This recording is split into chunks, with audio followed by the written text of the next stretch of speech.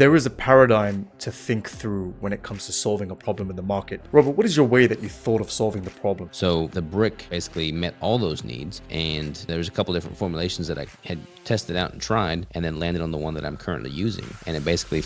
We're here with Robert Sikes. Robert is actually a bodybuilding champ, and he's taken that velocity and built an absolutely incredible brand in the keto space called Keto Brick. Was there any kind of business acumen based idea that you had initially, like, how can I take this to market? How did that evolve? I just failed at a lot of different things. And what finally stuck was... That's what I find so interesting about entrepreneurs. They have the ability to sort of like get in the car and be like, we're gonna go. I don't really know what route we're gonna take. I don't even know if we're gonna get to the exact destination that we had planned, but it's gonna be great. What would you say to the founder who does not know what they're passionate about yet? You figure out what you resonate with, what you don't resonate with, what you enjoy, what you do not enjoy, simply by... What are the most important activities as a founder for you to break past 1 million into the 2 million and, you know, beyond past that? We just focused on... All right, welcome back and welcome aboard, Robert Sikes, and as always, Dan Castle. It's an absolute pleasure to have you both on here. Super excited for what we're about to dive in today. How's it going, guys? It's going wonderfully well. I'm excited to chat as well. It's always a pleasure chatting with y'all. So let's dive in. Looking forward to it. Amazing, Robert. Dan and I were saying that we totally love your haircut this time around, man. Love the hairdo that's going on, dude. Absolutely love it. Yeah. Like this for one of my bodybuilding competitions last year, and I just decided to keep rocking it. Plus, my wife hates it, but she's also able to cut my own hair because it's pretty simple, so it's worked out well. Fantastic. A very quick introduction. I think Dan, we all know Dan so far from CastleFlex, CEO and founder, one of the most top 1% Shopify brands, challenger brand in the health space. And today we're here with Robert Sikes, who is first and foremost an incredible human. Second, Robert is actually a bodybuilding champ. And third, he's taken that velocity and built an absolutely incredible brand in the keto space called Keto Brick. So, Robert, I think you mentioned a while ago, earlier, about your competition, right? So you had your haircut for the competition. So I think that's a pretty cool place to start. So how did this journey start for you? I know it was all about fitness, but you know, take us back, man. I mean, I was the quintessential scrawny kid growing up. I was 115 pounds soaking wet. I didn't have any confidence. Didn't want to, talk to the ladies because I didn't feel good about how I looked, So I started, weight training. I started putting on muscle, bulked up to 230 pounds, got pretty fat. I'm only 5'7", 5'8", so 230 pounds on me wasn't a good look. Then I cut down for a bodybuilding show. Did my first competition in 2012. Did everything the wrong way, lost 80 pounds in 12 weeks, and decided there had to be a better way. So I played around with a bunch of different diets, kind of fell into the ketogenic diet by accident. And back in 2014, 2015, before keto was popular, at that time, there wasn't really any books, podcasts, or anything on the subject matter.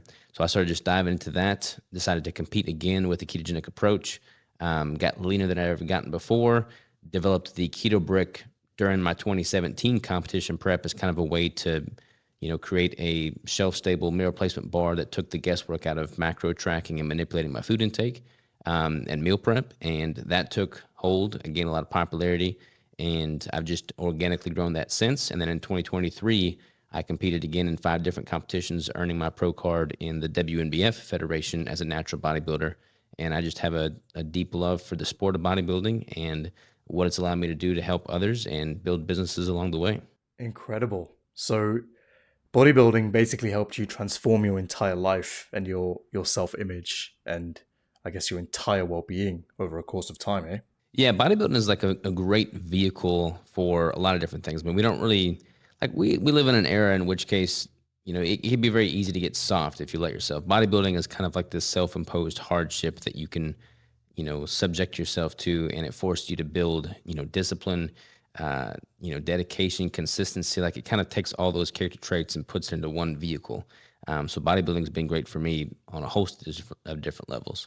That's incredible. And we're going to be diving into a lot of mindset stuff later as well. But I guess that's something that bodybuilding's probably helped you so much when it comes to your mindset as well, especially going on to build everything that you've built with Keto Brick and I really want to touch on that as well.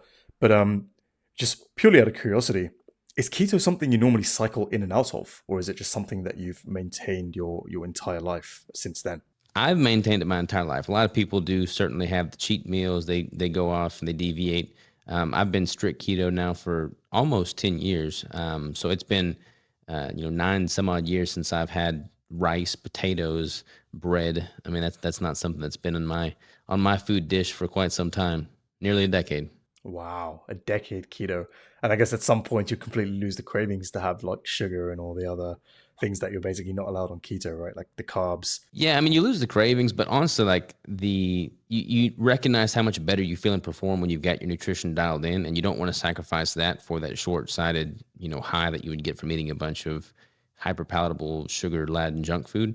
But honestly, there's so many different ketogenic alternatives to all the traditional favorites. Like I can make a ketogenic pizza that is totally within the realms of ketogenic macros, and in my opinion, tastes better than what you could get at a traditional pizza restaurant. So like there's so many alternatives and healthy swaps you can make.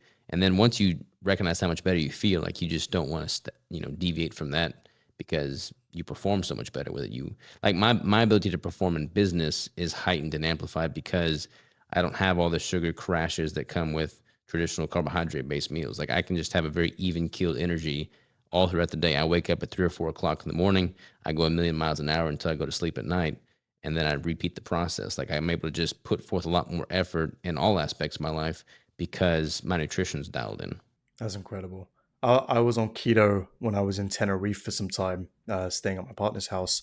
And I still remember my energy levels were literally almost like a flat line, which was incredible. Like there was no ups, there was no crashes. I was just completely like I could focus at 9 or 10 p.m. the same as I could at 9 or 10 p.m. And there was absolutely zero deviation in my ability to focus. So is that like the superpower you're talking about in terms of being able to really lock in with work? Yeah, that and also don't have to stop as frequently for food. Like I eat normally 2 meals a day, sometimes as low as 1 meal a day if I'm in a competition prep. So not having to take lunch breaks and snack breaks and just like step away from work to go do these things, go out and find fast food. Like I'm able to just stay focused, to have less decision fatigue throughout the day, and I'm just less distraction. So my overall sense of productivity is significantly amplified. Fantastic. Yeah, that's definitely something that I found when I was on the keto, but I found it hard to keep up simply because I think you have to measure a lot when it comes to the keto diet, right? As in, if you don't hit the right macros in keto, it becomes increasingly difficult to keep it up. Yeah, you can. I mean, it depends on how strictly you want to adhere to it. Like a lot of people can eat pretty intuitively with keto. I mean, honestly, like my typical diet is I'll have a keto break for my first meal of the day sometime after I train, and then my second meal will be just a bunch of meat. So it makes it pretty easy there. Like if you've got good options, a lot of people make the mistake of not eating enough food or enough dietary fat, which is why I came up with the keto brick. I mean, each one's 90 grams of fat. So if you've got that as a staple, it makes it pretty easy to find protein sources that you can pair that with and not really have to spend so much time obsessing over different macros. Incredible. And I really want to dive into how to use keto break for a keto diet to add as a part of your supplementation to be able to keep it up. It's something we're going to touch on. But one thing I really want to know, you had these doubts in yourself starting off your journey because of the weight, right, and the size. And then eventually you turn to bodybuilding as something to kind of develop yourself and better yourself as a person and, everything overall. How did the competition come into play? Was it just a natural progression? It's like, all right, you know what? I'm going to challenge myself further and I'm going to compete. Or was it like the next thing that you were afraid of to put yourself out there in that capacity? Like, yeah, talk to me a bit about your competition. Yeah, so the first time I competed was I was a sophomore in college. That would have been 2012. And like I'm an extremist when it comes to things. Like I don't want to just halfway dip my toe in it. If I decide that I'm going to do something, I'm going to go all the way with it. So for me, falling in love with the sport of, weight training and, paying attention to nutrition and meal prepping, like the highest epitome of progression with that is to compete and step on stage as a bodybuilder. So I just decided to go all out and do just that. I didn't know what I was doing. I made a lot of mistakes, but I was able to see the fruits of my labor result in a totally transformed physique, which gave me the desire to keep pushing it and see what would happen with it. And I did, like I said, all the things unhealthy in the first competition. Like I developed a bunch of eating disorders as a result of that. I lost a lot of weight really quick, gained a lot of weight back really quick. Like I did everything wrong, but being able to do something and recognize that my ability to succeed or fail with it was 100% totally dependent upon my level of effort and output was interesting. Like a lot of, team sports, for instance, you're kind of beholden to what the rest of the members of the team are or are not doing. Whereas with bodybuilding, it's like you reap what you sow. It's 100% a reflection of what you put in or what you get out. Kind of like with business in a lot of ways. So that made me fall in love with the sport. And then I just continued to refine and polish that over the next several years. And I'd gone pro in a different federation in 2017. And then this federation that I went pro at last year is pretty much the most prestigious natural federation there is. And I was competing at the world's competition. So it was like 54 different countries were represented there. So I was, I was on stage with the best of the best. And I was doing so with a ketogenic diet when everybody told me that that was not even possible, 10 years prior. So I like taking what people tell me and just proving them wrong, and then inspiring people along the way. So that's kind of what bodybuilding's allowed me to do. Sounds like the feel of an entrepreneur there, Robert, which is absolutely fantastic. One thing that I note that you said that really resonates with me is during your bodybuilding journey, obviously you've gone on to do some incredible things in the bodybuilding space and beyond. But one thing that really sticks with me, what you said, is you made a lot of mistakes. You overextended, you underextended, so you ate too much, you ate too little. And I think what that really tells me is how failure is not final, how you course corrected after learning the fact that you maybe didn't do things optimally or incorrectly. And then you ended up, like you said, competing in some of the best competitions and really taking it to the next level. And I think that's something to really touch on for anybody listening today who either is an aspiring entrepreneur or, is an entrepreneur right now looking to get to the next level. I think it really is a game of just course correction, right? Nobody has a map and nobody has it all figured out. It is just your velocity to keep pushing forward with a goal that you're hungry to go after. And just, it's like you learn on the way, you meet sages on the way. So what would you add to that, Robert? Would you say that's an accurate analysis on kind of like how things really go to attain greatness? Yeah, 100%. I mean, you can only do the best you can with the information that you have and the resources you have at any given point in time. And yeah, hindsight's 2020. You can look back, years down the road and wish you had done something differently, but like you didn't have that information, when you did it. So you just got to make the most you can with what you have. And like if somebody came to me, like from a business standpoint, if somebody came to me and said, look, here's a list of every obstacle you're going to face, here's everything you're going to have to do in order to be successful in the next 10 years, I would look at that list and be like, to hell with this. I don't want to be part of this, but like, you don't have that. You don't know. So you just, tackle one thing at a time, you put one foot in front of the other, and you take one day at a time, and you get through those obstacles and you learn from it and you course correct, you meet people, you network, you network with people that ideally have done something that you're trying to achieve yourself, that you can kind of stand on their shoulders and, leverage their learned lessons over time, and benefit from that. But yeah, there's definitely no roadmap. There's no right way or wrong way necessarily. It's what's right for you, given your, place in time, that chapter in your life, and, just learn as you go and making the most of it. Yeah, I love that, Robert. So true. And Dan, I'd love to tap into a bit of your wisdom on that topic as well, that failure is not final. Because I feel even on my journey, just being able to relate, like it literally, just like Robert says, it is one step at a time. You figure things out as you take one step. But if somebody went back and said, hey, these are all the different things you're going to deal with to get to where you are today, it's quite a daunting task. And I think that's a lot of that's a lot of the mistakes in a mindset that beginner entrepreneurs make, that they sit there and they think, they think of like problem in year 20 without even taking like step one, right? So Dan, I'd love to lean into your wisdom here and kind of hear what you think about that too.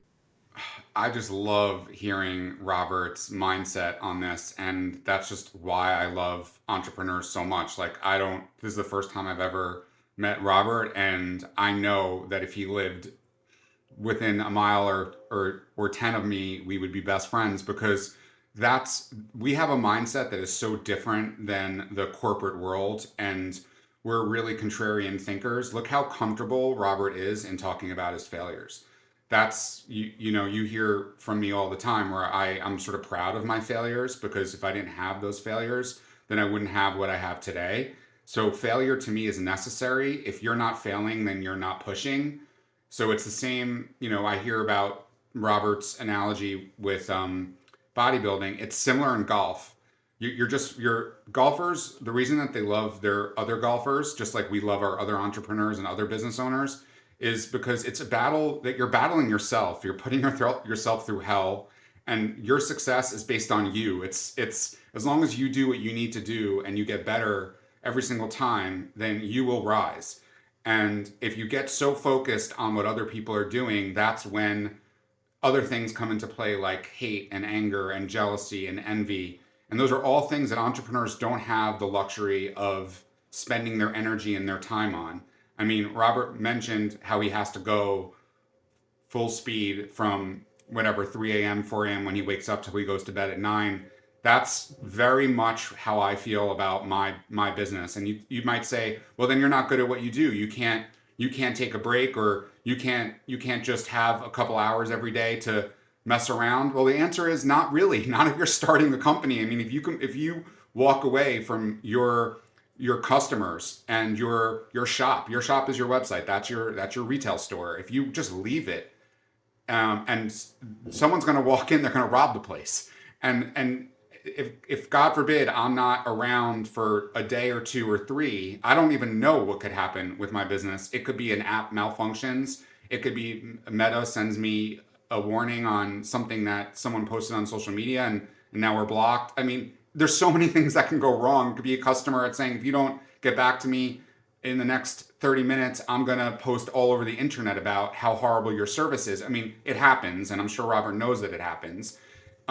So when I see an entrepreneur talk about their failures, that to me is something that I can relate to, because we have this, I think, this mindset of growing up, and I don't think it's our generation. I think this really comes from previous generations, where like you should hide your failures and you should talk about your successes only. That was something that my parents would sort of try to instill in me, and it never really made sense to me, because I wouldn't know what to do now if I hadn't tried and failed before. So, and I'm like Robert, I'm not going to read a book, and I'm not going to, if you tell me that you do this X, Y, and Z, or you follow these 20 steps in this self-help book, you'll be successful. I'll say BS, no way. Because then if everyone did that, then everyone would be successful. And you know that that's just not the case.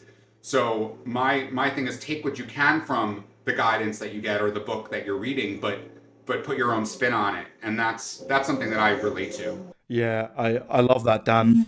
And I think one thing I'd add to that as well is I think a lot of the times people love to copy advice that they see online. And I was actually someone who would do that. I would listen to a guru or someone I'd look up to or whatever, or listen to a lot of videos of, and I'd listen to, what they have to say. The way I've learned over time to distill that is you can take anybody's opinion as a hypothesis, right? So there are many people that we look up to in the DTC space, in business in general, all these type of things.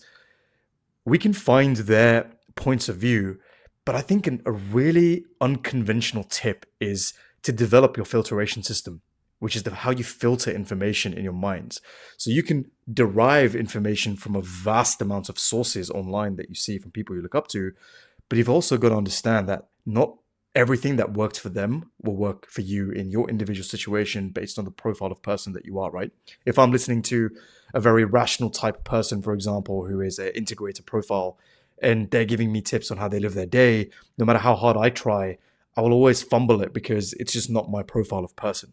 So I think that's one thing I'd add to your brilliant synopsis there, Dan, as well, about like following someone else's path verbatim, is because it's literally impossible. It's taking the hypothesis or the meaning behind why or what they're trying to say, and then learning how to filter it and incorporate it in your own way that suits you, right? That's what I would say there. We have right now, not to get politics into this too much, but we have a situation in America right now. Sam, you're in England, so you also have a situation. But in our situation, we have a former president who his opposition loves to talk about his failures. So they'll say, oh, his vodka company failed, or his water company, or his steak company failed, or whatever it is. No entrepreneur is going to jump on that bandwagon, even the ones on the other side, because ask him, would you trade your failures and your successes? Like, if you had to pick one, if you could give up all your failures, would you do so? And I don't think most entrepreneurs, I'd say, would say no. I wouldn't give up my failures. That's part of my journey, and I wouldn't have my successes without those failures. And so it's really like a game of darts in a lot of way. If you, at big picture, if you look at somebody's career, if they're throwing darts, some of them are going to hit, some of them are not going to hit. You're not going to get 100% every time. Don't judge all the success you've had based on the failures that you've had. They're all part of the same journey, and they're all part of the same ingredients of your success. So when I hear somebody like Robert say, I sort of messed up when I was starting my bodybuilding phase, and it became like, I realized, okay, this is not going to really work. I need to make some changes. Whatever he learned from that failure, he applied in his business, right? And that's that mentality of, okay, I failed. I'm not gonna like curl up in my bed into a little ball and cry. I'm gonna go back out there. I'm gonna get back up, and I'm gonna make a tweak, or I'm gonna make an adjustment, or I'm gonna shift lanes, whatever it is. And that ability to do that is what separates the great business leaders from everybody else. And that's why when there's a Shopify top 1%, it's not that I don't care about what my sales are compared to other companies. I care about being able to handle like really intense challenges that come up on sometimes daily basis. Some of them are really serious, some of them are legal, and being able to just fight through them and not let it beat you up, because just understand that that's just part of the game, and you should roll with those punches. You should learn from those punches, not let it, knock you down and discourage you. 100%. Resilience. Yeah, I mean, Resilience is the name of the game. Yeah, battle tested all the way. I was talking to somebody yesterday, and he was like, there's no such thing as easy or hard. It's just familiar or unfamiliar. And it's like, that's so true. I mean, the more perspective you gain to going through hard stuff, the more battle tested you become, and then the less phased you are when the next hard thing comes. Because if you're aggressive in life, if you're pushing, if you're trying to grow, you're just putting yourself in a position to embrace hard things. So the more battle tested you are when that time comes, the more likely you are to overcome that and be better for it. Robert, I gotta say, I love that reframe. That is one of the most powerful reframes that I've ever heard. Not easy I've or never heard that. hard. Yeah, I've never heard that one either. Not easy or hard, familiar or unfamiliar. It kind of takes the weight off, the stigma off, right? Oh, this is hard. We have a stigma that hard is something we cannot do. Unfamiliar is just, okay, I just need to get myself familiar with it. So that is one that I'm taking with me for the rest of my life, Robert, right there. So yeah, thank you for passing over that gem. So one thing I know about you, Robert, is you've bootstrapped your business, and it's gone to absolutely incredible heights to where it is right now. But talk me through how that started. So you're doing your bodybuilding. Yeah, how does Keto Brick come about? Where do you get the idea from? So in 2017, when I was doing my first ketogenic competition prep, like I said, this was before keto was popular, really. So there wasn't quality, ketogenic products on the marketplace at that time. So I set out to create my own, and I had different formulations, found one that worked, and I was documenting my prep on YouTube. And I noticed that people in the comment section were like, "Hey, what is that thing? Where can I get it? What's the recipe? How do I make it?" And I just kind of wrote it off. I'm like, this is just something I'm using for my macros. Don't worry about it. But then they just kept asking. And I think my mom, who's probably one of my few subscribers at the time, was like, you should totally start selling these things. People want them. And then my girlfriend at the time, wife now, we just rolled up our sleeves and started making these things. So we did everything in-house from day one, and have, since day one. So we just basically created this to scratch our own itch, as a lot of people create products in the business space. And lo and behold, there were other people that had that same need. There was a demand for it, and we just decided to rock and roll with it. So we started making these things. It's a food product, so there's all kinds of different rules and regulations that are involved with manufacturing a food product. So we were starting to, lease a commercial kitchen space by the hour. The closest one to us was 3 hours away. So she and I would drive 3 hours, stay up all night after working our other, primary jobs at the time, stay up all night making one single brick at a time with a measuring cup and a fork. And then we would package these all up, load them all back up in the vehicle, drive 3 hours back, not sleep, and then put them on the website. First time I put them on the website, they all sold out within 2 minutes. And at that point, I'm okay. we may have something here. So that was kind of the inception right there. Wow, that's incredible. So it was just basically found on intuition, and then people literally asked you, "Hey, where can I get this?" And that prompted you then to actually give it a shot and make a business out of it. Hey, Yeah, exactly. I mean, I knew what I needed, so I created something to deliver on that demand, that need, that pain point, and then other people in the space were needing the same thing. So it just became a very organic, natural fit. And because I was first and foremost a bodybuilder that was leveraging it, people were receptive to what I was doing because it wasn't like I was just trying to create something to sell them. It was like, hey, I've got the same, requirements, the same desires, the same goals that you do. This has worked for you, and that's why you created it. It'll probably work for me too. So it's just a very organic fit. phenomenal. And Robert, talk to me about that pain. How would you describe that pain that you solved in the market? So I think what I'm trying to get at here is, somebody watching this, right? There is a paradigm to think through when it comes to solving a problem in the market. Dan, I know you've already thought of it in that way. Robert, what is your way that you thought of solving the problem? So, number one, what is the problem that Keto Break actually solves? And number two, what was the lens you were looking through to come to that conclusion? So I kind of melded the two worlds that I was familiar with. So I've been doing keto for a few years at that point, and with keto, like you want to have a high quality fat source. It's pretty easy to find quality sources of protein. Like you can go to any grocery store and find a pretty good quality source of protein, but finding a quality fat is much more challenging unless you just want to like walk around with a stick of butter. But that kind of becomes, limiting because you got to keep it refrigerated. It's just going to melt everywhere. So there's a lot of limiting factors there. And then from a bodybuilding standpoint, I wanted to be able to track accurately my macronutrient intake and just streamline my overall meal prep. I didn't want to be slaving away in the kitchen, making a whole bunch of prepped meals all day long. I wanted to just have a grab and go, easy, ready to eat, substance that hit a certain target macronutrient profile that I was aiming for. So the brick basically met all those needs. And, there was a couple different formulations that I had tested out and tried and then landed on the one that I'm currently using. And it basically fit the ticket across the board. Like it's shelf stable, it's convenient. I know the exact macro breakdown. I know the quality of the ingredients. I know the quality of the dietary fat. I know that it's not going to melt on me. It just checks all the boxes. Makes convenience, very streamlined from a meal prep standpoint, and just removes decision fatigue. It removes excuses as to how one can adhere to a diet if they've got specific compositional goals in mind. So that was the pain points I was trying to solve for, and the brick answered all. I want to give Robert a real life example of I'm going to give you a suggestion for a marketing idea for your product, and you're going to tell the audience and myself in the most honest, brutally honest way possible whether you like the idea and what you like about it, or you think it's horrible and this is why it's not going to work. Because I don't know the food industry like you do, so it could be the worst idea ever. But I do know how to tell stories, and I do know how to fix problems. And I see you've fixed one, and it worked for you, and it worked for your friends and family. That's usually how you start your business, right? You have to have your proof of concept. So here's the idea. So in America, the big growth in pharmaceuticals, which is right now enemy number one for many people that care about health. It's just a big problem that we're having here. And the Callie Means, who does our HSA FSA, he's been all over the press doing interviews about how the government is sort of conspiring against us and so on and so forth.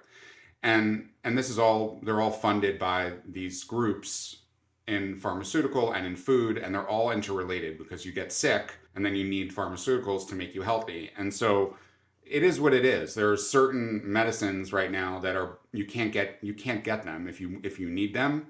And one of those examples is like Ozempic and Mounjaro, that they're basically sold out. People are on wait lists for it. They're supposed to be taking it every week. It's very effective for certain people that have diabetes or want to avoid type 2 diabetes. They're on the brink. And so there are benefits to that, and at least getting people on the right track. Now, one of the big problems with Ozempic and Mounjaro that they're talking about right now is you're losing so much weight in such a quick amount of time, and unfortunately you're losing your muscle mass as well. So sometimes you can see somebody walking by your house that you knew has lost a lot of weight very quickly, and your mind assumes that maybe they got something pharmaceutical to help them get there so quickly, because they've always been like that. Why all of a sudden in a matter of weeks or months do they look like a completely different person? But what you start to notice is they have a frailty to them, not just that they're skinny or skinnier, that there's a frailty to them where their muscles don't look like they're there anymore, and it almost looks like they've been sort of like a balloon that's been popped. Is keto something that could help people that are drastically losing weight on these pharmaceuticals that so many people are taking right now, and they're having troubles with their diets, right? Because they can't catch up to the shit situation because it's happened so fast.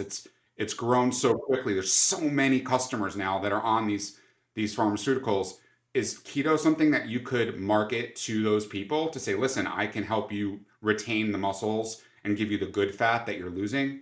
No, I think it's a great idea. I think it's 100% the way to go.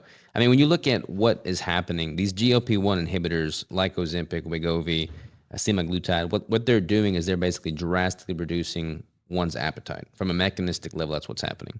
The problem is these people are not consuming ample protein, so they're basically drastically reducing their total caloric intake, which may in fact be a good thing for them if they've been over consuming for far too long. But when they do so and also avoid ample protein and they're not weight training, their body has no reason to preserve lean tissue, because you go into a massive caloric deficit and your body becomes catabolic and doesn't preserve the lean tissue that you have. So from a diabetic standpoint, like if these people are on these drugs to help mitigate type 2 diabetes, you can do that by simply removing the carbohydrate consumption so that your body's demand for insulin is also drastically reduced. And if you're consuming more fats and proteins, you're not going to have to worry about that fluctuation in blood sugar and blood insulin levels. And if you're doing that, consuming ample protein in the process, and you have the energy to weight train, you're going to preserve that lean tissue that you have and likely build more. But if you drastically cut your caloric intake and then you don't replace that energy somewhere, you're not going to have energy to weight train. And then you're going to be just losing the lean tissue because there's now no longer a demand for it. So yeah, I would 100% say that using a ketogenic diet in that context is 100% the way to go. Great. I agree. Brilliant. That's awesome. Yeah. I've been doing a lot of research into like biohacking and all that kind of stuff lately as well. And how, there are many, I guess, other options, etc., out there to explore. And, the diet as well. I think keto is something I've been looking into as well to give it a try. Definitely something I'm going to talk to you about, Robert. But, so you bootstrapped this whole company. You had this idea, right? And what was the lens that you were looking through here, Robert? What was the lens that you were looking through when you came up with this idea of like, okay, maybe I can sell this? Was it purely based on the fact that others out of nowhere asked you for it? Or was there any kind of business acumen based idea that you had initially, like, how can I take this to market? How did that evolve? So I've always loved business, entrepreneurship. Like my uncle was into business. My not my whole family, but I've got members of my family that have always been business savvy and have their own businesses today. And I just wanted to emulate the lifestyle that they seemed to live, as opposed to the family members in my life that are working a standard 9-to-5 operation. And I've worked in 9-to-5s and I just was never fulfilled in it. After I graduated college, I got a job making good money right out of college, in management in a corporate setting. And it was totally unfulfilling. Any downtime I had in that setting, I was researching entrepreneurship and how to build a business. And I had multiple failed business attempts. I've tried everything. I just failed at a lot of different things. And what finally stuck was combining something that I knew, something that I was passionate about, and something that I could see myself relentlessly doing for the rest of my life. And that's kind of how the whole Keto Savage content side of things was born, which kind of naturally paved the way to Keto Brick. I didn't think Keto Brick at the time was going to be what it is today, because I was kind of focusing more so on the content side of the business, and just like the informational, content. But the product, the consumer packaged good, became a vehicle for that business entrepreneurship outlet as well. And I just fell in love with that too. And from a bootstrapping standpoint, like there's, I was broke. Like I was broke. So there's kind of like the demand to, or the necessity to find a way to make a living too. Because I quit the corporate job, went like $250,000 in debt and had to find a way to make ends meet pretty quick. But with all the failed attempts, the thing that worked about this was that I was willing to do whatever it took, and I was passionate about it. I was excited about it, and I could offer something of value to the world. Like people that try to start a business just as a way to make money, and that be the sole motivation. I feel like there's a lot that's going to come and bite you in the butt when you're going about that, and you're not going to have the staying power necessary to see through those hard times because your motivations are not aligned with what is necessary to play the long game. And for me, like this was my life, this was my lifestyle, this is what I was passionate about, and I was going to do it whether I was making a dime or not. I just found out a way how to make a dime with it, and for that reason, I'm incredibly grateful. This is like a huge talking point that I tell you, like I left a comment under a post maybe a few weeks ago, which ended up going viral and basically went like this. Somebody posted about being miserable at work and how they hate work and they just look forward to the weekends and they're not long enough. And my response was, find something that you're passionate about and that you love and find a way to monetize it. Meaning, similar to your story, where you loved a certain area of sports and competition, and you saw a problem within that area, and then you wanted to solve for it, and then you monetized it, but it was not, you were not looking to monetize. You were looking to solve a problem first and foremost in your world of passion or the world that you love so much. And it just ended up becoming a business. So those are the best businesses. If you go into business saying like, I'm going to be, if my kids told me like, Dad, I just want to be rich. So what do I need to do to be rich? I'd be like, you're going to fail. No matter what, you're going to fail. If money motivates you that much, that's all you care about, you're going to fail, because eventually what is going to get you to wake up at 3 in the morning, or what's going to get you to skip that 3 years of vacations? We haven't taken a vacation in 3 years. What's going to get you to skip that so that you can make something work? Its only answer is going to be the passion that you have for it. I can't force you to do something that you don't like. Even if it's making money for you, that's still eventually going to, right? It's like when you find the girl of your dreams, right? In your case, you married the girl of your dreams, but a lot of people, I think, when they look at relationships, they say, okay, I think that the relationship has to hit like every single box for me. When I was a kid, I said that this is the type of person that I want. But it doesn't always go like that. And you sort of explained it in your business. You thought the business was going to go one way and it went a whole other way, right? I said, I'm not going to marry some girl from Long Island who's a teacher. I'm not doing that. I ended up marrying a girl from Long Island who's a teacher. And and that was just, as a kid, I always said that's just not going to be my wife. That's not what I want. And it ended up being like the woman of my dreams. So you don't, when you're an entrepreneur, you're starting a business, you don't know where things are going to go. Your job is to fix a problem as best as you can and make sure that that solution gets to as many people that have that problem as possible. You're not thinking of, I need to make X amount of money or I'm a failure, or you know what I'm saying? So that's what I find so interesting about entrepreneurs. They have the ability to sort of like get in the car and be like, we're going to go. I don't really know what route we're going to take.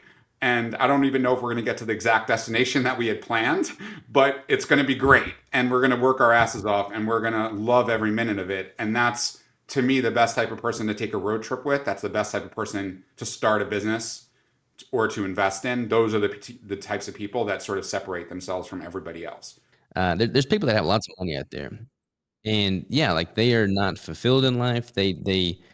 They're able to buy whatever it is they want, but they go to bed unhappy. And like I was talking to my friend last night who's going through some hard times right now in his business endeavors, and he knows people in his innermost circle that make a lot of money that are miserable. And it's like, look, man, the amount of money you make, like you got to make enough to live, you got to make enough to ideally have a profit and be able to do and invest in things that you want to that provide a sense of enjoyment. But like when you go to bed at night, when you look at yourself in the mirror the next day, are you doing something with some sense of purpose? Like, are you living a life with purpose? And you can live a life with purpose without $10 million in the bank. But like that is what fulfillment comes from, a sense of purpose. And like you got to have that. Otherwise, it's all just for naught. 100%. I mean, my wife's a special needs teacher, and I don't have the patience that she has. and she has to do it with our kids, 3 little kids under the age of 10, and then she's got to do it with all of her students. And she does a lot of, special like after school stuff, right? So like where you're guiding the parents on how to handle the kids, and then you're sort of tutoring the kids and you're tutoring the parents, right? Because this is also new for them. No one's like built for what they're going to get. You just don't know what you're going to get and how to handle it. So that's her job, is to help people navigate that. That woman, my wife, she just walks around with a smile on her face every single day. And it just sort of reminds you that like she doesn't make any money. She makes like so little money. These teachers are so underpaid. And their work is so important, but she's fulfilled. So because she's fulfilled, she's happy, right? Whereas, like you mentioned, I know people that are so wealthy, they have so much money, they don't know what to do with it. And so they're just miserable all the time because they're lacking that purpose, or they just didn't find their passion, or they were too lazy because the money, sometimes it's good because it gets you to a place where you need to hustle. So it's sometimes, I would always say that the destination is not as good as the journey. The journey to me is the best part. I know someone said to me, Dan, we were going to go on Shark Tank. It didn't happen. But someone said to me, Cuban's going to offer you $30 million for your company right off the bat. He's going to look at it. He's going to look at your numbers, and he's going to offer you that money. He's done it before when a 1% company like yours comes around, and they don't want to be a partner. They don't want to be a minority. They just want to own it. They're just going to come in and they're going to own it. Are you so excited? And I'm like, I would never do that deal. I would never sell my company. There's no price that he can give me on that. What am I going to do every day? And there's no way he can do it better than me. He's got a million things going on. He's got a million companies. This is everything to me. There's no way he's going to take care of my customers the way that I do. So once you have that, you just sort of, yes, money's important. When you don't have it, it's important, right? But if you don't have passion, then the money doesn't matter.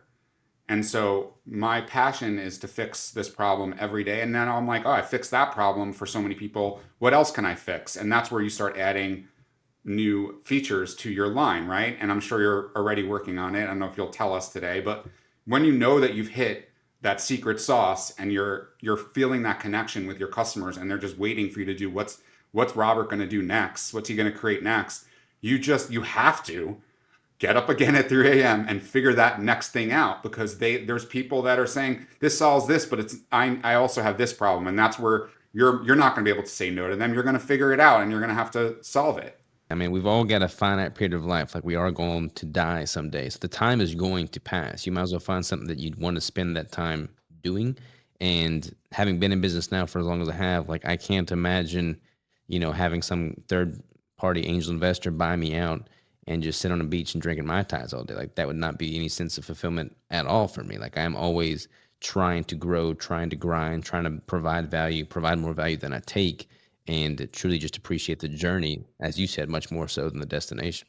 So I have a question for you, because you mentioned your girlfriend. You guys started basically together, right? You started the business hustling, driving 6 hours a day after your main work. It wasn't like you had the time. You didn't have the time. You made the time, right? When my question to you is, because I'm in a similar situation with my wife, and we've been together for now 15 years, and she's my best friend and my mentor.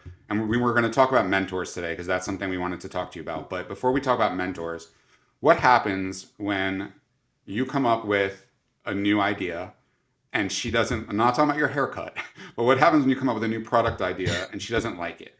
How do you handle that when she says, like, Robert, this tastes like crap. we're not going to do this, or that there's no need for that? How do you handle that? Because that's something, as an inventor, she doesn't always agree with my inventions, right? And she might try to stop them from happening, or course correct me, or she doesn't want me to make a mistake, right? She doesn't want me to be miserable. So, and you're one mistake away from losing everything.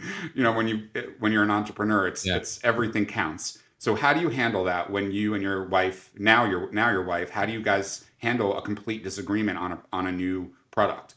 Well, honestly, we don't really have any like massive disagreements as far as products go. Like with a food product, one thing I've learned is that it is great. You cannot appeal to the masses. Like, you can't make everybody happy. I could have one flavor that like 50% of people says is the best flavor, and the other 50% will say this is the worst flavor. So like with food, it's hard because people's palates are so different. But as far as like a totally different product SKU or line, like we make sure that we're on the same page. Like I bring to her, what it is I'm thinking, why I think this would be successful, and she honestly just trusts me to do right. It's funny because like when we first got together, we got together before Keto Brick was ever a thing. At that time I was just in multiple failed business attempts. I'd been bodybuilding prior to that, but she was before Keto Brick. And her dreams and aspirations was she's always just wanted to live a simple life. She wanted to raise our kids. She wanted to homeschool. She wanted to homestead. She wanted to have animals. And she wanted to just be very self-sufficient, which was I wanted to do all those things too, but I also wanted to be like a business mogul and entrepreneurship and create all these things. So like we've kind of had different life goals, but then we just focused and joined forces and made it work. But she's been very good at just supporting me through all my endeavors and trusting me to do what's right, and then be a solid, unbiased person to bounce ideas off of, and then just be there where I needed her. Yeah, no, incredible. Thank you so much for sharing. So I have a quick question, Robert, right? So I want to kind of take this back, right, to you being bootstrapped, and there are two things. The first thing is, I think when you look at the average entrepreneur who's starting out, there are two camps. There's the camp that yourself, Dan, and Robert were in, where you're extremely passionate about something.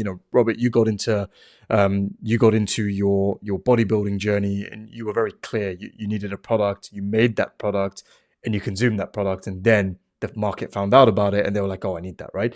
So that's one case. Dan, yourself, you were suffering yourself from lack of mobility and a host of other problems, and you just went into the lab and you just cooked and you cooked the Castleflex up, and you completely just changed your life with it, right?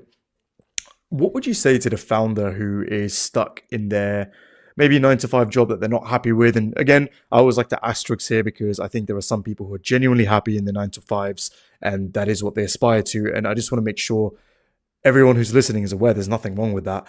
But there are just some people who naturally maybe are not happy in their 9 to 5, and they want some more, but they haven't unlocked their passion yet. They don't know exactly what it is that they want to do or what deep problem they want to solve, right?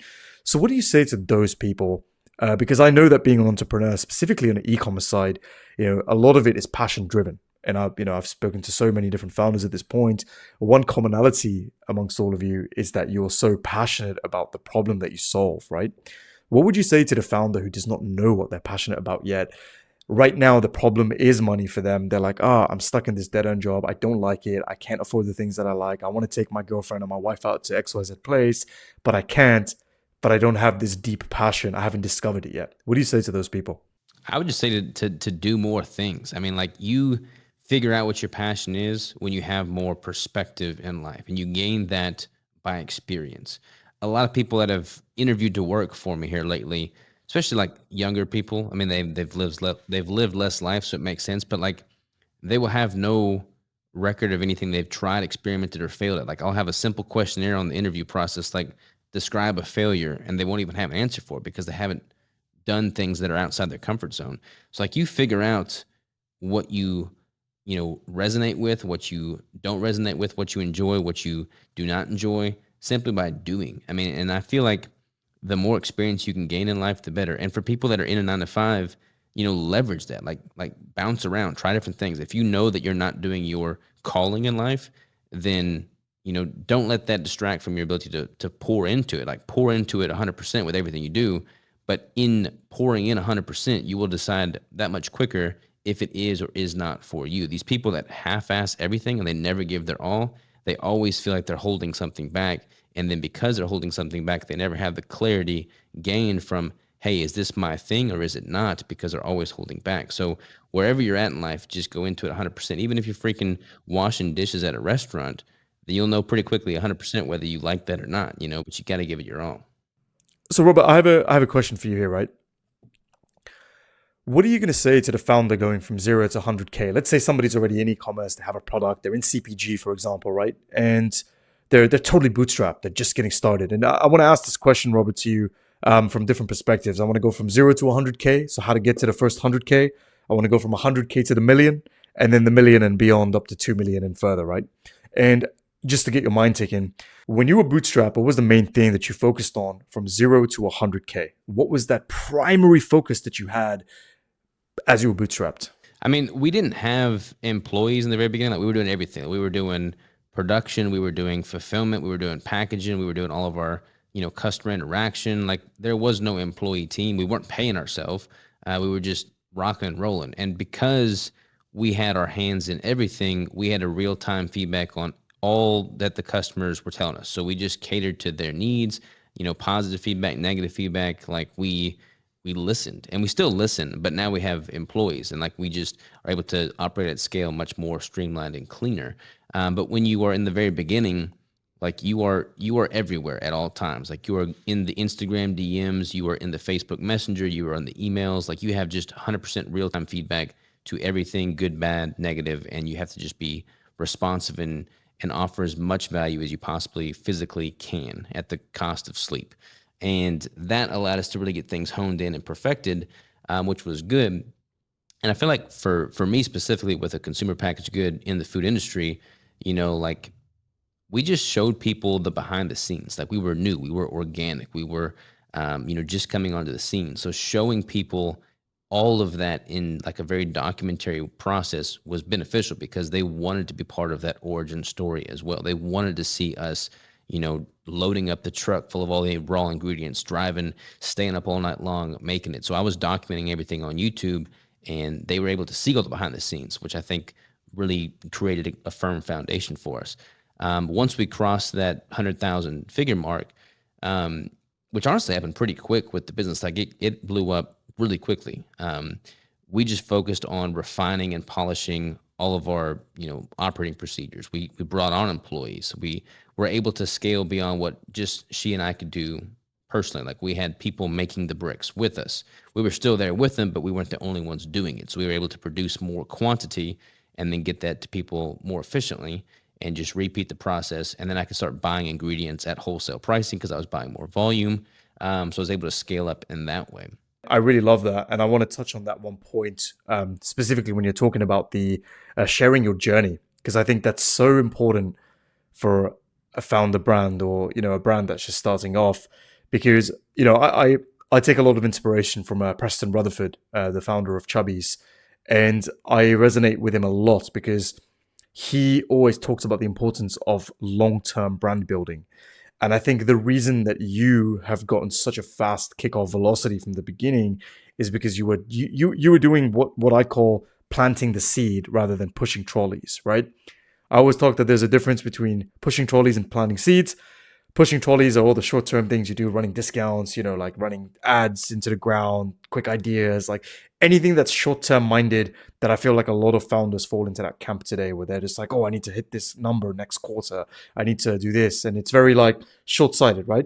But one thing I noticed that yourself and Dan do is you take a long-term approach, because you understand that you want to build a brand that outlives and outlasts you. You want to build something far greater than you are yourself, and that is a very honorable thing to do. And you do that through planting seeds. So one seed that I see that you've planted here, Robert, is that you have started your entire journey documenting what you're doing. Like you said, documenting packing, loading things into the truck, showing behind the scenes of you making the product.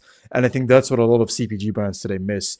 They try to make everything look so perfect and so kind of artificial that you lose the human touch. And that's what you need to go from 0 to 1, unless you have a ridiculous budget behind you and a VC, and you can just dump stuff into branding and marketing and all that stuff, right? But for the average founder who's even trying to go from 0 to 100K, I'd even argue 100K and far beyond. I think brand building activities are so important. And I'd love you to expand a bit on that, Robert. Yeah, I mean, 100%, man. I mean, like, I've seen so many people in the food product space, like, they try to bring on outside capital, they try to bring on venture capital. They do, because they dangle that, shiny carrot in front of them about what all that is going to allow them to do to expand. But then they just run into the ground. They have like a totally different set of motives. Like, I am trying to build a brand that outlasts me. I'm trying to build a legacy, not just a brand. And documenting everything from the get-go made my audience, my customer base, that much more loyal, because they were a part of something, and they have been a part of something from the beginning. And I feel like that is just priceless.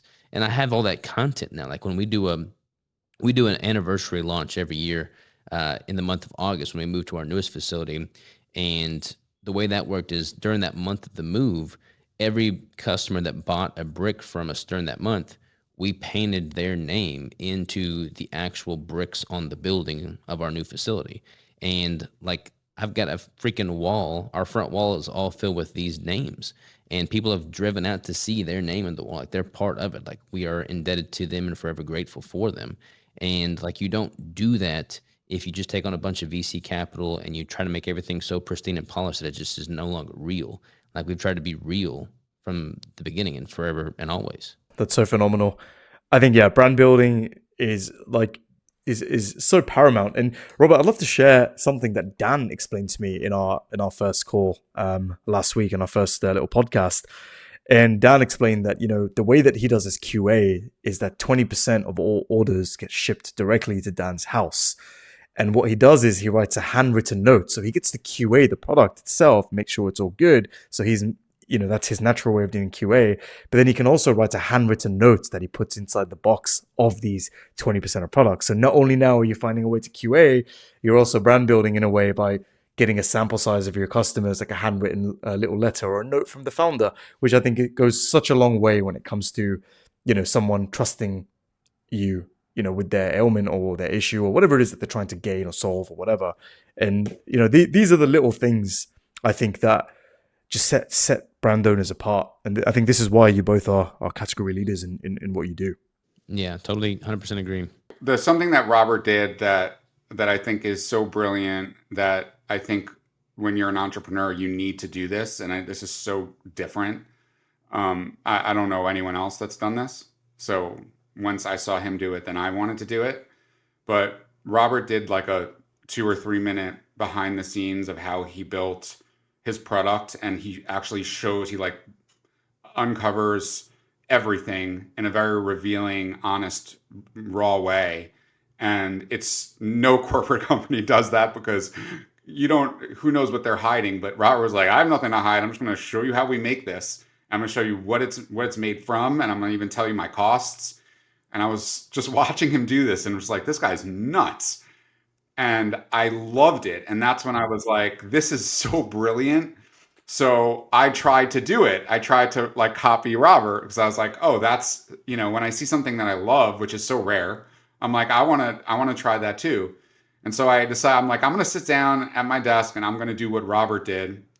And I thought I could do it. It took me like, the final version ended up being 15 minutes of me just rambling on.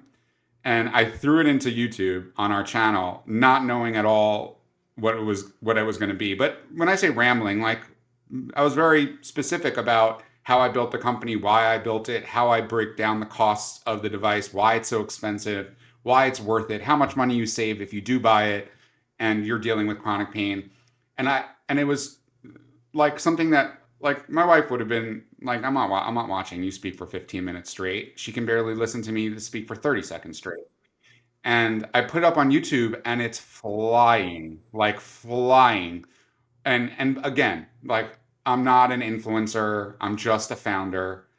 I don't have any kind of YouTube skills whatsoever. I just put it on my YouTube channel and it's now at 5,000 views and so many of our orders are coming in with that mentioned, meaning like I watched your video.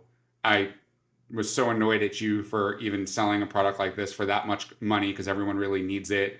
And then I watched your video and I was like, oh, okay, now I get it. I'll give it a try. And thanking me for doing the video. And I'm like, I just took that from Robert. Robert did it. Then I just did it. Not as good as you did. It's not something I would ever like share with anyone, but the customers are finding it because I'm going under ads when they're cursing me out saying you're too expensive. And I'm like, okay, so here's all costing explained. Here's the link and it's working and people are loving it. And you can fact check it. It is like, I show everything. I show screenshots. I show how I made this device, how I designed it and why it's so expensive. And you can't argue with it. So you could either go for it or not go for it. which goes back to the first point that you made when we started this, which is like, let's say you're putting in golf, you're 100% of the shots that don't make, at least that ball doesn't make it to the hole, are not going in, right? You at least have to make it to the hole. Most golfers are upset when they fall short. They're not as angry when they read it wrong and it goes past the hole. And I'm just giving you an example because the same thing applies for business, because life and business are so intertwined. If you don't go for it, then you'll never know. And if you're not failing, then you're not really trying hard enough, or you're not putting yourself out there, because I call it the 80-20 rule. It's 80 pragmatic, rational thinking, cost cutting, making sure that you're getting a good return on ad spend, et cetera, et cetera. But then there's got to be that 20% of crazy. And for some people, it's 90-10. I find 80-20 works for me. And I have to manufacture that 20 because I used to be all 100% of that 20% when I was younger. And then as you get older and you get burned and you fail, you start to go way into the other direction. And you still have to remind yourself, create a balance. 80-20 is a good balance of pragmatic, rational thinking of how to build your business and run your business. And then 20% really creative, outside the box thinking that most people would just not understand until they actually see it happen. And so I think you're a perfect example of that, because I don't know what your ratio is, but for me, the 80-20 works. What would you say your ratio is? That's tricky, man. I don't know. I've never thought about it like that. I love that you said it, though. I'm going to have to go watch that video now. You got me intrigued. So I'll have to go check that out for sure. But yeah, I think 80-20 or 70-30 maybe, depending on which business leg you're looking at. Like the keto brick, I've got a lot more fixed costs with the ingredients, with the shipping costs, with the carriers. Like there's a lot less flexibility from a cost standpoint, because a lot of stuff is just outside of my control. But like with the content side, with the keto bodybuilding, like I'm definitely skewed on the, like, let's just be aggressive and creative and figure out what sticks and what doesn't, because I'm kind of creating my own thing real time as I go. And with content, there's not really much of a, fixed cost with it, so to speak. So yeah, I do think that that's 100%, legit though. Finding out where that balance is between being pragmatic, looking at the numbers, being very logic based versus creative, aggressive, let's just see what happens. That's where innovation's made. Like that's that area of gray is where innovation happens. And that innovation is what makes things better over time. So yeah, you got to do that. So I'm going to give you a suggestion on your 20% for your keto brick. And again, you can take it or leave it, but you already took the first idea that we talked about and you like that. So I'm just going to give you a follow up to it that you can implement. Cut keto brick in really cool squares. Change the packaging color to brighter colors and market to that crowd, that Ozempic Mounjaro crowd that is really losing a lot of muscle, and they're looking sickly because they're losing the weight, but they're also losing the muscle mass, which you need, right? And there's a ton of studies on how horrible life will be for you in your final chapters if you don't have that muscle, if you're just bone. And so that could be a great product extension for you, and that to me is your 20% for that particular situation. Does that make sense? Like it could be a complete hit or miss, but it could be a huge hit. Yeah, no, totally. I mean, I've definitely thought about offering a smaller brick. The reason I've hesitated thus far is because there's so many bars out there. Like if you go down the grocery store and you look at the bar aisle, like there's literally a full aisle in the grocery store of all these different bars, and most of them are targeting that 150 to 250 calorie range. And I wanted to basically just create my own product SKU entirely and make a meal replacement as opposed to a snack bar. That's the main reason we haven't tried that thus far. But yeah, I definitely think people in that Ozempic, Wegovy, sector, they need to look at keto as an option. So if they had something that was a little bit less intimidating for them, that makes a lot of sense. Awesome. That's so brilliant. One thing I'd add to that, what you guys just said as well, I think that 20% outlandish, crazy, outside the box thinking, it's another form of planting seeds, brand building. Because I always say like even in our business, like I'm more considered the visionary or the creative, and Jason is the operator. He's the one who makes sure that everything is running through operations. And I'm always thinking, I'm like, what can I do that's crazy that we can add that will make the whole experience so much better, right? And I think you need, like, that's why it's so important to have that balance, because the operations, the closeness, in e-commerce, when you're looking at your numbers, obviously you need to see another day, you need to see another month. There's no arguing against the importance of the rational thinking, right? But I think where most people go wrong is they forget the outlandish, outside the box ideas that end up they have outsized returns. Like the rational thinking gets you from A to B. The the outlandish thinking gets you from B to, like, G. For, like, you know what I mean? It's what gets you the quantum leap, right? And I think that is what a lot of founders miss, especially nowadays, because they're so close to the numbers. I've met a lot of people with executive teams, and it just seems like you're built to survive and not to thrive. So that is one of the most important things that I would touch on. Just the importance of, like, just thinking bigger and just doing something crazy that is a brand building activity. Like Robert, you creating your own category in the 1,000-calorie brick, like, that is somewhat of an outlandish idea, but that's what gets you remembered, and you're in a category of your own now. You're not trying to compete, right? Yeah.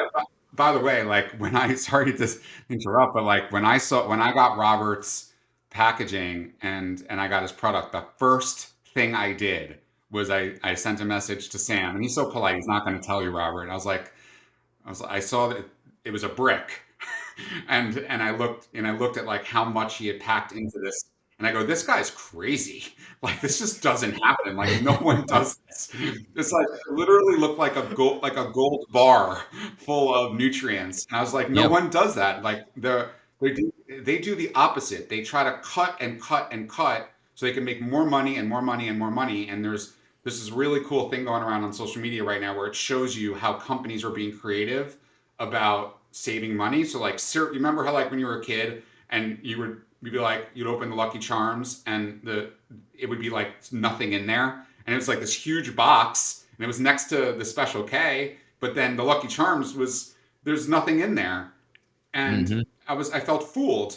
Whereas I got Robert's package, and I was like, whoa, this is way more than I expected, and that's something that I get a lot from my customers too. Is they hate me until they get the device. Once they open up that package and they realize this is a 3 pound, like, fully, like, this thing is a real device. This is not a piece of crap. This is not a piece of plastic that everybody is so used to. They're used to, so in my world it's all about plastic, right? In your world it's all about fake syrups and supplements, right? Everything's fake. Yeah. So what you did was crazy, because you decided to not do any of that, only pack it with what you needed and give a lot of it. And I just said, to me, that's his 20%. I mean, that right there, you might say, oh no, the bar is, like, it's very on point. It's very 80%. No, it's not, because you built it in a way that's 80/20 right off the bat. And that to me is so Yeah. cool. And I love seeing something that's different. By the way, the 80/20 doesn't have to be crazy and outside the box. It could just be what Robert said in the beginning. It could just be unfamiliar. The 20% is you're unfamiliar. The 80 is I can do it all day in my sleep, right? And I guarantee you, if you make somebody like Robert stick to that 80 all day long, he's going to get frustrated. He needs to have that 20% outlet, that creativity that makes him successful. And so I don't know, we don't even know what to call this podcast, but 80/20 is a pretty cool way to sort of describe it, because you can apply it to everything. So maybe that's what we should call the podcast. Well, we're going to ask your suggestions on it, Robert. But the 80/20 podcast, that makes a lot of sense to me as an entrepreneur. Yeah, no, I love it. I oftentimes, coin, or not coin, but I talk about the 80/20 law, talk about how you could use that in different situations. Like, I think it's 100% efficacious in the context of a podcast and business talk, for sure. So yeah, I love that concept. So rock and roll with that name. I don't think that's even taken. So it's up for grabs. Rock and roll. All right. I love that. Hey, Dan, looks like we got a bit of direction on the podcast name, which is awesome. And Robert, one thing I also want to touch on, right, is we've spoken about 0 to 100K, which is all, like, the authenticity, like, you're someone starting out, they should, focus on authenticity. They should focus on showing their journey. And I think building that organic presence of people wanting to support them as they're building it. And if your idea is good and you're pushing in an honest and good direction and you're genuinely trying to solve a problem, people will eventually back you and want to be part of it, right? And I'm sure there are people listening to this podcast who are like, all right, I've already hit 100K. I've even hit a mil, right? What do I do to scale now beyond that? So what would you say to those people, Robert? What are the most, important activities as a founder for you to break past 1 million into the 2 million and, beyond past that? So what would you say there? I think when you cross the 100,000 threshold and you're between that and a million, you've got more revenue coming in, which opens up the doors for a lot more, outsourcing towards agencies, towards, bigger investments. And it's really easy to, like when you're bootstrapping everything, your hands are in everything. And it's really easy to know what is efficient and what is inefficient. And then you can bring people on. And because you've done everything yourself, you know if they're doing it the right way or the wrong way. And if they're in the wrong way, you can have them correct course and you can streamline their process and things get better. When you start expanding, once you hit that, revenue threshold, you get your hands moving in a lot of different directions. You're bringing on people from outside external forces, and sometimes they are dialed in and optimized. They've got your best interest in mind. They're rock and rolling, and oftentimes they're just trying to make their own buck, and they could care less if you say, fail or succeed. And when you're kind of in that middle ground, it's very easy to bring on agencies, bring on outside help that runs you ragged, and you don't know enough about that thing to not correct course soon enough. To get past that $1 million point, getting those agencies dialed in, getting in those employees dialed in, getting in your own internal, workforce dialed in is key. Like I learned so much in hiring and firing people over the years that now I've totally revamped my onboarding structure. I have a very specific type of questionnaire that I put them through. I have them submit a video project before I ever even hire them, so I can kind of see what their level of creativity, discipline, dedication is like before I ever bring them onto the team. Like I've got all these processes vetted out. I know what I'm looking for with my outside agencies, and if they're not providing value, I just cut them sooner rather than later, as opposed to trying to wait for them to fix and correct course because they're probably not going to. So you just get much better and efficient at saying no to things that are not working, and much better at finding the things that are, and you recognize the difference much sooner. I think that'd probably be the main difference, I think, in going to the next revenue threshold. 100%. So locking in and dialing in on your team. So the effort shifts from, okay, like having A players around you, having A players servicing your business, and locking in your operations so that you're set for the next level of scale, because you've already got product market fit, right? And Robert, what about on the advertising side? So obviously this is all internal structure, super, super important, fixing all that. But I think a lot of brands, they're always thinking about acquisition. So like, how do I acquire more customers? How do I get, how do you solve that riddle when you're at 1 million and beyond, right? What is the secret to scaling up to the next level? Well, you don't ever want to, discredit or ignore the customers you've already got, because it's much easier to keep in a current customer happy than it is to find a new customer. So like, as you grow more and you get more people into your funnel, into your audience, definitely don't do so at the expense of your current customers. So that is definitely rule number one. But then when it comes to finding new customers, double down on what's already worked so well for you. Like for me, I'm going to give a little shameless plug to Revenue Labs here. Like email is one of our biggest things because it was just me talking with them directly, talking with my customers directly, which I love. But like I was leaving a lot on the table because I was only talking with them, once or twice a month, like not very frequently whatsoever. And they would have stomached and would have appreciated more touch points of communication, but I couldn't really give more. So that's why I brought you on. You're a freaking rock star with your team. We're offering them a lot of really, truly valuable content, not just constant sales, but like actual meaningful content that they can use and benefit from. And they're getting more touch points from me as a brand. So like, that is something that's allowed us to grow as well. So figuring out how to make that work, figuring out what, market, touch points have worked well for you in the past, and then just simply amplifying them. You're not likely going to hit, the upper limit of what is possible at $1 million. Like a lot of people hit $1 million and like, oh, I've totally tapped out on my potential in the email chain. Like that's not the case at all. Like you've got so much left undone. You just have to get dialed in and optimized. My whole manifesto for this year is to reflect, recalibrate, and re-engage and get things dialed in and optimized, because the messier things are, the more room you have to improve. So like getting that dialed in and optimized has been key. I love that, Robert. Firstly, thank you for the shameless plug. I was not expecting that, but really, really appreciate it.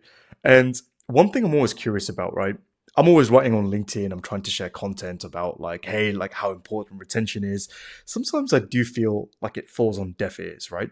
So it's really interesting that you even mentioned that when I was talking about acquisition, how retention has helped you, just grow in general.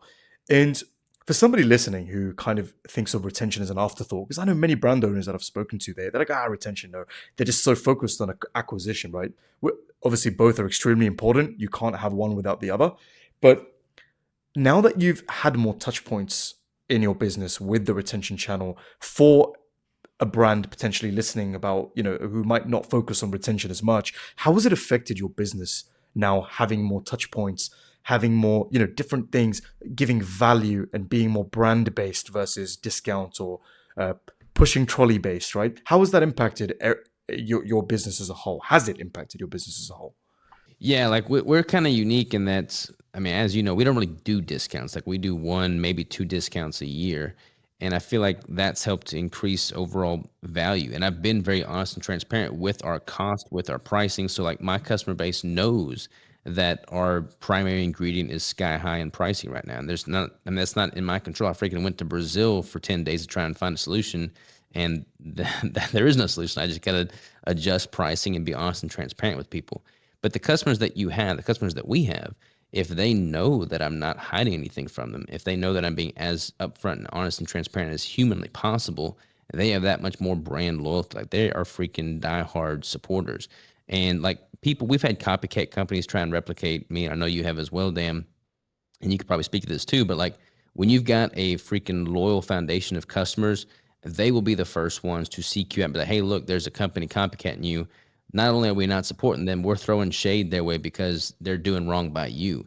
And when you've got like diehard people on in your corner like that, that's when you know you're doing something right. And you get that by taking them along every step of the journey and being just brutally honest and transparent with them through thick and thin. I'll give you a really cool example of that. We're different because we're all our devices are patented. So if you're coming out with something like us, like you're going to be getting a very different type of reaction. It's not going to be social media; it'll be a legal letter. But one of the things that I used to do is I used to sort of uh, like peruse the nasty comments in under our ads, and some of them are just so inappropriate. It's like when you're in Italy and you walk by Prada and Gucci, do you go into the store and yell at everybody in the store because you think their product is too expensive? No, because you got to do it to their face and you're probably on camera.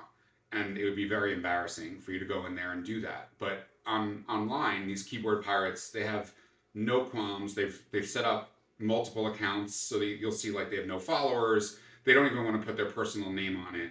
And so what I would do is I would delete the really nasty comments. Somebody had a real question or a real doubt. I would then now I send them to that YouTube video that you inspired me to make, and now it's been brilliant.